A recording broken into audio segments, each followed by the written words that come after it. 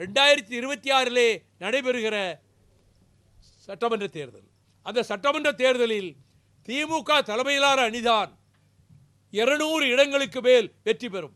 இதை இலக்காகவே முதலமைச்சர் அவர்கள் சொல்லியிருக்கிறார்கள். நாங்கள் ஒற்றுமையாக இருக்கிறோம். திமுக கூட்டணியில் இருக்கக்கூடிய கட்சிகளில் எந்த விரிசலும் இல்லை, எந்த நெருடலும் இல்லை. நல்ல ஒருங்கிணைப்பு மனப்பான்மை இருக்கிறது, கூட்டு மனப்பான்மை இருக்கிறது.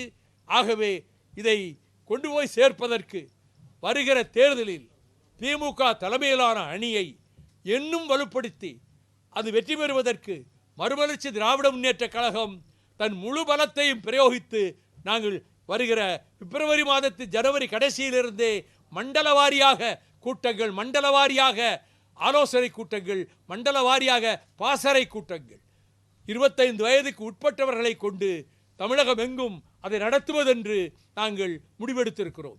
ஆக திராவிட முன்னேற்ற கழகத்திற்கு ஆதரவு கொடுக்க வேண்டும் என்று உயர்நிலை குழுவிலே 7 ஆண்டுகளுக்கு முன்பு நாங்கள் முடிவெடுக்கிற போது இதைத்தான் நான் சொன்னேன்.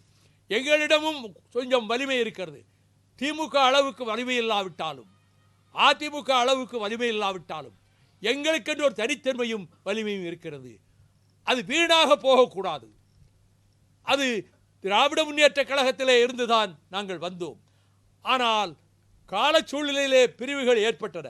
இனி எதிர்காலத்தில் திராவிட இயக்கத்தை பாதுகாக்க வேண்டுமானால் அண்ணன் வீரமணி கூறுவது போல, தந்தை பெரியார் கடைசி காலத்திலே சொல்லி வைத்ததைப் போல திராவிட இயக்கம் ஒன்றாக இருக்க வேண்டுமானால் மறுமலர்ச்சி திராவிட முன்னேற்ற கழகமும் திராவிடர் கழகமும் திமுகவுக்கு வலது தோளாகவும் இடது தோளாகவும் இருந்து நாங்கள் அதை வலுப்படுத்த முயற்சிப்போம்.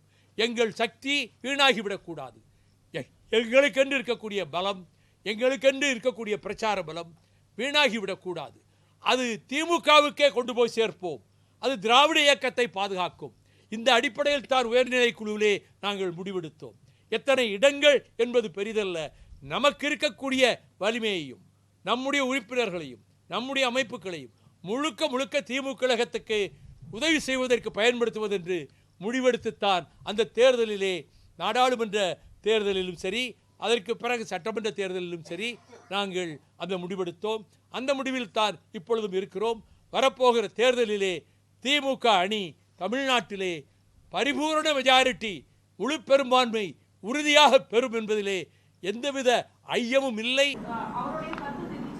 அது மட்டும் இல்லாம திமுக எந்த காலத்திலேயும் தமிழ்நாட்டிலிருந்து இது பண்ண முடியாது, அப்படி இருந்து என் உயிர் இருக்கிற வரைக்கும் அதை நான் செய்யப்பட மாட்டேன் அப்படிங்கிற கருத்து. நான் உண்மையாலுமே வைகோ ஐயாவின் மீது ஒரு பெரும் மரியாதை வைத்திருக்கக்கூடிய ஒரு மனிதன். தமிழகத்துல ஒரு பெரிய எழுச்சியோடு ஒரு கொள்கையோடு அரசியல் நடத்த வேண்டும் என்று நடத்தி கொண்டிருந்த தலைவர் ஒருவர் திமுகவிலிருந்து பிரிந்து வெளியே வந்த பொழுது அவருக்கு கிடைத்த வரவேற்பு, அவரிடம் இருந்த மாவட்ட செயலாளர்கள், அவர் பேசிய பேச்சுக்கள்லாம் இன்னைக்கு வைகோ ஐயா திரும்ப பார்க்கணும்னு அன்போடு கேட்டுக்கிறேன். என்னுடைய அனுபவம் ரொம்ப குறைவு.